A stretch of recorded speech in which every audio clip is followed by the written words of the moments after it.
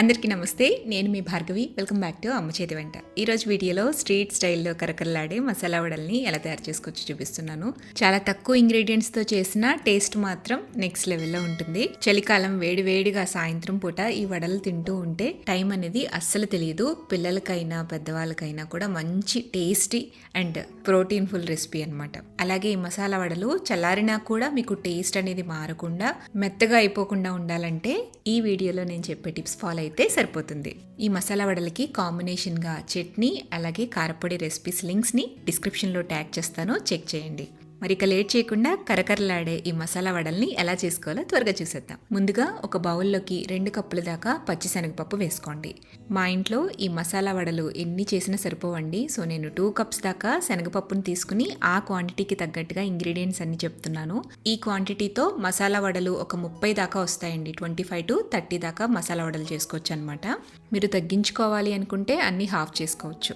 So శనగపప్పుని గిన్నెలోకి వేసుకున్న తర్వాత శుభ్రంగా కడిగేసేయండి. కడిగిన తర్వాత మళ్ళీ నిండుగా నీళ్లు పోసి 2 లేదా 3 గంటల పాటు నానబెట్టండి. మసాలా వడల కోసం పప్పుని ఎప్పుడైనా ఎక్కువసేపు నానబెట్టకూడదు. 2 to 3 hours మాత్రమే నానబెట్టాలి. అప్పుడే మీకు మసాలా వడలకి ఆ క్రంచీనెస్, క్రిస్పీనెస్ వస్తుంది. ఇలా పప్పుని నానబెట్టాక ఈ పప్పు మొత్తాన్ని కూడా వాడ్ చేసుకోండి. నీళ్లు లేకుండా డ్రైన్ చేసేసుకుని ఇందులో నుంచి ఒక గుప్పెడి దాకా పచ్చిశనగపప్పుని గిన్నెలోకి వేసుకోండి. మిగిలిన పప్పుని కొంచెం కొంచెంగా వేసుకుంటూ పల్స్ మోడ్లో గ్రైండ్ చేసుకోవాలి. ఒకేసారి పప్పు మొత్తాన్ని మిక్సీ జార్లో వేసి గ్రైండ్ చేసేస్తే మెత్తగా అయిపోయే ఛాన్సెస్ ఎక్కువగా ఉంటాయి. సో అందుకని కొంచెం కొంచెం పప్పుని మిక్సీ జార్లో వేసి పల్స్ మోడ్లో కోర్స్గా గ్రైండ్ చేసుకుని గిన్నెలోకి తీసుకోండి. ఇలా బ్లెండ్ చేసేటప్పుడు అస్సలు నీళ్ళు అనేవి యాడ్ చేయకూడదండి. నీళ్లు లేకుండానే పప్పుని గ్రైండ్ చేసుకోవాలి.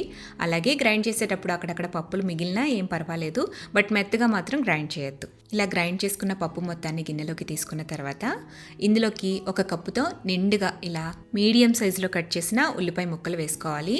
2 ఉల్లిపాయలు అయితే సరిపోతాయండి. మరీ చిన్న ముక్కలుగా కట్ చేయొద్దు. ఇలా మీడియం సైజులో కట్ చేసుకోండి. అక్కడక్కడ ఉల్లిపాయలు తగులుతూ టేస్ట్ బాగుంటుంది. ఆ తర్వాత ఇందులోకి కారానికి తగ్గట్టుగా 6 నుంచి 8 దాకా పచ్చిమిరపకాయల్ని సన్నగా తరిగేసి వేసుకోండి. ఇందులోకి కారం అనేది మనం ఎక్స్ట్రా వేయము. ఇదే పచ్చిమిర్చి కారం మసాలా వడలకి మనకి ఎంత సరిపోతుందో అంత పచ్చిమిర్చి కారం వేసేసుకోవాలన్నమాట. ఆ తర్వాత ఒక 4-5 వెల్లుల్లిపాయల్ని ఇలా సన్నగా చిన్న ముక్కల కింద కట్ చేసుకుని వేసేసుకోండి. 1/2 టేబుల్ స్పూన్ దాకా వెల్లుల్లి తరుగు, అలాగే 1 టేబుల్ స్పూన్ దాకా సన్నగా తురిమిన అల్లం తురుము కూడా వేసుకోండి. ఇక్కడ పచ్చిమిర్చి, వెల్లుల్లి అండ్ అల్లం ఇవి మీరు గ్రైండ్ చేసుకుని కూడా వేసుకోవచ్చు, బట్ ముక్కలు వేస్తే టేస్ట్ వేరనమాట. మీరు ఒకవేళ గ్రైండ్ చేసుకోవాలనుకున్న ఈ మూడింటిని కొంచెం బ్లెండ్ చేసుకుని కోర్స్గా ఇందులో వేసేసుకోవచ్చు. ఇందులోకి ఇప్పుడు మెయిన్ మన మసాలా వడలకి టేస్ట్నిచ్చే ధనియాలు వేసుకోవాలి. 1 టేబుల్ స్పూన్ దాకా ధనియాలని కోర్స్గా రోట్లో వేసుకుని దంచుకుని వేసుకోండి, లేదా మిక్సీ జార్లో కోర్స్ బ్లెండ్ చేసి వేసుకోవచ్చు. తర్వాత ఇందులోకి 1 టీ స్పూన్ దాకా జీలకర్రని కూడా వేసేసేయండి. ఇక ఇందులోకి నేను ఎక్స్ట్రా గరం మసాలా వేయట్లేదు. మీరు గరం మసాలా పౌడర్ వేసుకోవాలి అనుకుంటే జస్ట్ ఒక 1/2 టీ స్పూన్ దాకా వేసుకోండి, సరిపోతుంది. నేనైతే గరం మసాలా ఫ్లేవర్ అనేది అవాయిడ్ చేస్తున్నాను. వీటితో పాటుగా ఒక 1/4 కప్పు దాకా సన్నగా తరిగిన కరివేపాకు తరుగు, ఒక 1/4 కప్పు దాకా తరిగిన పుదీనా ఆకులు, 1/4 కప్పు సన్నగా తరిగిన కొత్తిమీర ఆకులు కూడా వేసేసి ఒక 2 టేబుల్ స్పూన్ల దాకా బియ్యం పిండి వేసుకోండి. ఈ బియ్యం పిండి వేయడం వల్ల వడలు అనేవి క్రిస్పీగా వస్తాయి. అలాగే బైండింగ్ కోసం, వడలు కరెక్ట్గా షేప్ రావడం కోసం బాగా యూజ్ అవుతుంది. తర్వాత టేస్ట్కి సరిపడా ఉప్పు వేసేసేయండి. 1.5 టీ స్పూన్ లేదా 2 టీ స్పూన్ల దాకా ఉప్పు పడుతుంది.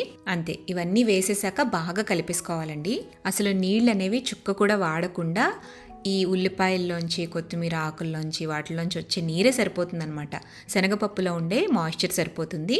వీటితోనే మొత్తం అంతా కూడా బాగా కలిపేసుకోవాలి. ఇలా ముద్దలాగా చేసుకోవాలి. వడలు ఒత్తుకోవడానికి వీలుగా ఇలా పిండిని కలుపుకోవాలన్నమాట. ఇప్పుడు డీప్ ఫ్రైకి సరిపడా ఆయిల్ని కడాయిలో వేసుకుని హీట్ చేయండి. మీరు ఫ్రై చేసే కడాయి అనేది అడుగు మందంగా ఉండేటట్టు చూసుకోండి. క్యాస్ట్ ఐరన్ అయితే ఇంకా బెటర్. వడలు ఈవెన్గా వేగుతాయి, పైన లేయర్ మీకు క్రిస్పీగా వస్తుంది. నూనె హీట్ అనేది మరి ఎక్కువ ఉండకూడదు, అలాగని తక్కువ ఉండకూడదు. మీడియం హీట్లో హీట్ చేసుకున్న తర్వాత మంటని మీడియం ఫ్లేమ్లో మాత్రమే పెట్టి ఆయిల్కి సరిపడా వడల్ని వేసుకుని ఫ్రై చేయండి. వడల సైజ్ అనేది మీడియం సైజులో ఉండాలి అండ్ థిక్నెస్ కూడా మీడియం థిక్నెస్ ఉండాలన్నమాట. పలుచగానూ వద్దు, అలాగని మందంగానూ వద్దు. ఈ పాటి మందంలో చేసుకుని అన్నిటినీ కూడా వేసుకుని ఫ్రై చేసుకోండి. వేయించేటప్పుడు నూనెలో ఉండే నురగ కాస్త తగ్గి ఇవి క్రిస్పీగా అయ్యాయని తెలిసినప్పుడు వీటిని పక్కకి తీసేసి మళ్ళీ నెక్స్ట్ బ్యాచ్ వేసుకోండి. ఇలా అన్ని వడలు వేయించేసుకుంటే సూపర్ టేస్టీ క్రంచీ మసాలా వడలు రెడీ అయిపోతాయి. ఒక్కొక్కటి తినేటప్పుడు అసలు లెక్క ఉండదండి. ఎన్ని తింటున్నామో కూడా తెలియకుండా అలా తినేస్తూ ఉంటామన్నమాట. అంత టేస్టీగా ఉంటాయి ఈ మసాలా వడలు. తక్కువ ఇంగ్రీడియంట్స్తోనే చాలా టేస్టీగా చేసుకోవచ్చు. మరి ఈ మసాలా వడల్ని మీరు కూడా ఇంట్లో తప్పకుండా ట్రై చేయండి. ట్రై చేసి ఇంట్లో వాళ్ళందరూ టేస్ట్ చేశాక మీ ఫీడ్బ్యాక్ని నాతో షేర్ చేయడం అస్సలు మర్చిపోవద్దు. వీడియో నచ్చితే లైక్ చేయండి, మీ ఫ్రెండ్స్కి రిలేటివ్స్కి షేర్ చేయండి. మరిన్ని టేస్టీ సింపుల్ క్విక్ రెసిపీస్ కోసం అమ్మ చేతి వంట ఛానల్ని సబ్స్క్రైబ్ చేయండి.